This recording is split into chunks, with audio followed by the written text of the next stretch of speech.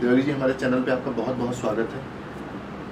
आप हमेशा social activities में इन्वॉल्व रहती हैं। आपके पास लाखों करोड़ों लोग आते हैं। सभी धर्म समुदाय के लोगों के साथ आपका लगभग टच रहता है। प्रशासन और शासन को एक बहुत बड़ी चुनौती है जिस प्रकार से घटनाएं रोज हो रही हैं। दुष्कर्म के मामले हो गए, बच्चियों के साथ बलात्कार किया जा रहा है। आप इस बारे में क्या कहेंगे कि इसमें शासन की कहीं ना कहीं कोताही है कि या जनता इसमें कोई सोच ऐसी है जिस प्रकार से ऐसा होता है? देखिए, हर अगर स्तर पे आप देखेंगे तो जो एक मानसिक जिस स्तर की हम बात कर रहे हैं, शासन प्रशासन कहाँ तक किन घटनाओं को विराम दे पाएगा। अगर जो घटना कर रहे हैं उनके दिमाग में इस तरह की कोई भी मानसिक विकृति है तो उस पर शासन प्रशासन काम नहीं करेगा।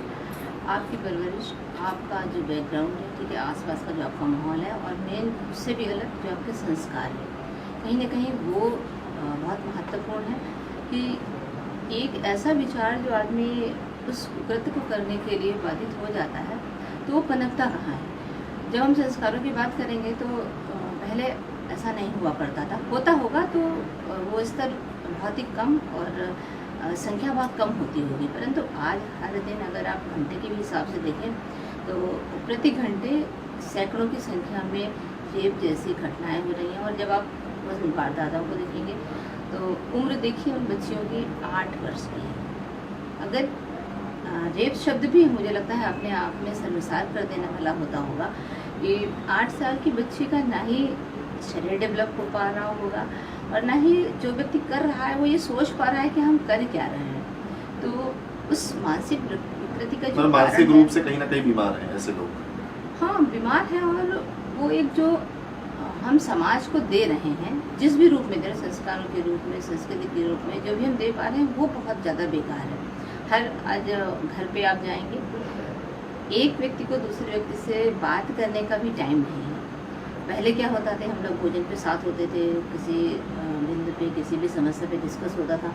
आज हर व्यक्ति का लाइफ अलग है, वो उसका मोबाइल होता है, कुछ भी डिस्कस करना वो पसंद नहीं करता है। पहले पूरे घर में या परिवार में कहीं या 2-4 घर में एक टीवी हुआ करती थी, आज हर एक रूम में टीवी है। तो जब तक इन सब चीज़ों पे आप नहीं ध्यान देंगे, एक जो बड़ा घटनाक्रम है उसको रोकने के लिए नन्ही नन्ही चीज़ों पे ध्यान देते हुए उनको रखना चाहिए। ऐसे अभी हम बच्चियों पे बहुत बात करते हैं कि हर माता पिता उन पर बहुत ध्यान देते हैं, ऐसे मत खाओ, ऐसे मत पियो, ऐसे मत जाओ, परंतु एक बच्चा जबकि आपका जो लालन पालन है दोनों के लिए बराबर होना चाहिए। ऐसा नहीं कि आप बेटा पेट से संस्कारित है, उसको कुछ सिखाने की आवश्यकता नहीं है। उसके बाद ऐसा कोई भी रिश्ता नहीं होता है कि जो उसको बता सके। पिता भी बहुत ही ज़्यादा दूरी उसको बना के रखता है। जब वो बहुत बड़ा हो चुका होता है तो कुछ बातों को डिस्कस कर सकता है, ज़्यादा बात को वो डिस्कस भी नहीं कर सकता। तो उसको आप कैसे संस्कारित करेंगे, क्या चीज़ उसको बताएंगे। और ऐसा भी नहीं है जब थोड़ा सा बड़ा हुआ वो क्वेश्चन उसके दिमाग में आने लगे तो वो फ्रेंड से डिस्कस करने लगता है, धीरे धीरे फिर वो अपने आप डिसीजन लेता है। तो समाज में इन सब चीज़ों की जो कमी है उनको अगर आप पूरा नहीं कर पाएंगे तो ऐसे घटनाक्रम बार बार आएंगे और इन रूपों में। अभी ये सब घटनाएं हुई, उन्नाव वाला कांड हुआ, उसके बाद कठुआ अपना उसके बारे में भी सुना गया, उसके बाद फिर कई 4-5 घटनाएं ऐसी घटी हैं। उसके बाद सरकार ने, योगी सरकार ने और कई महत्वपूर्ण कदम उठाए और एक अधिनियम बना, अभी जल्द ही मोदी सरकार ने बनाया कि जो लोग ऐसा करेंगे उनको फांसी की सज़ा दी जाएगी।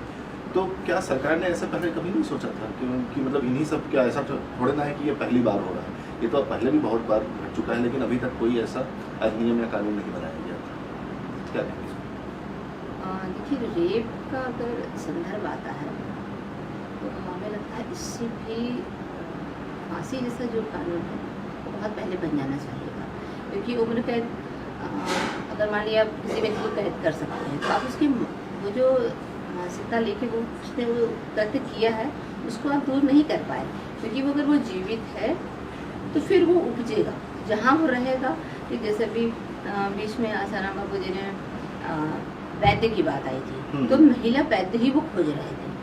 कहीं ना कहीं जो इस तरह के साइकोटाइप लोग हैं, अब नहीं कहते हैं ये हर व्यक्ति करने एक वाला जैसा ऐसा, है। हाँ ऐसा होता होगा, कभी झूठे भी इल्ज़ाम लगते हैं व्यक्तियों के ऊपर, परंतु अगर पुष्टि हो जाती है तो फांसी होनी ही चाहिए।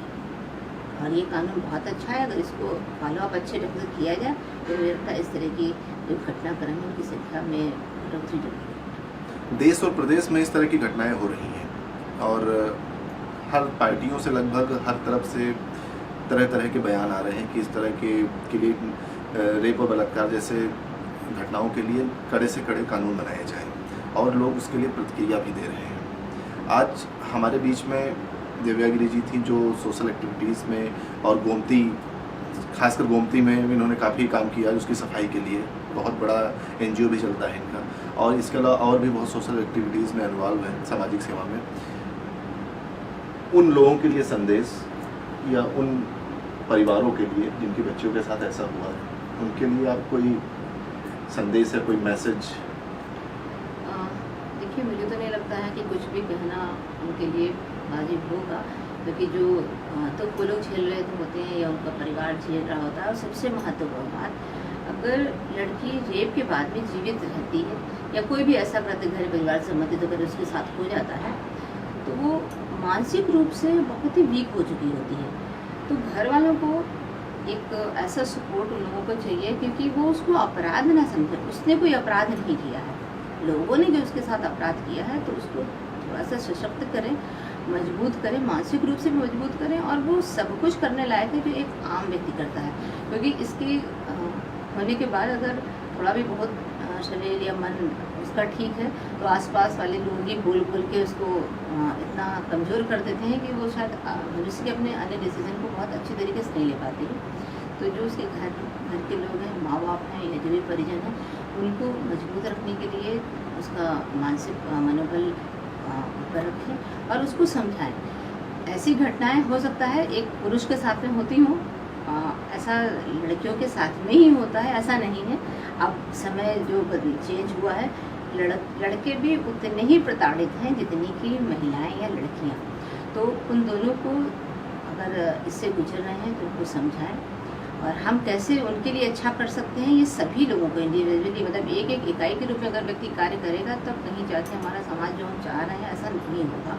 इसलिए सब लोगों को, और बहुत बड़ी जिम्मेदारी होती है शासन प्रशासन की, क्योंकि अगर इतने जो कड़े कानून, हाँ कड़ा कानून है, अब अगर बन गया है तो उसको 100% लागू नहीं होने चाहिए। आप कहीं भी देखिए, अगर अपराध पे सशक्त कानून नहीं है और उसको बहुत अच्छे से फॉलो अप नहीं किया जा रहा तो उसका कोई मायने नहीं होता। अगर फांसी अब दे दी गई है और बोला गया है कि इस पर रेप पे फांसी होनी चाहिए, तो किसी भी कीमत पे पुष्ट हो जाने के बाद फांसी ही होनी चाहिए। इससे नीचे का कोई भी कानून नहीं कार्य कर सकता। तो आपने इस प्रकार देखा कि जिस प्रकार से घटनाएं हमारे समाज में घट रही हैं, दिव्यागिरी जी ने बताया कि अगर मोदी सरकार ने फांसी जैसी सज़ा को जो लोग रेप कर रहे हैं या रेप के जो लोग दोषी हैं उनके लिए अगर फांसी की सज़ा जैसा कानून बनाया गया है तो उसको 100% लागू होना चाहिए। और इन्होंने ये भी बताया कि जिन लोगों के साथ ये हादसा हुआ है उनके और उनके परिवार के लिए कहा कि अगर वो मानसिक रूप से बहुत ज़्यादा वीक हो जाते हैं तो उनको, उनका समाज को उनका मनोबल बढ़ाना चाहिए। दिव्यागिरी जी, आपका हमारे चैनल के माध्यम से बात करने के लिए बहुत बहुत धन्यवाद।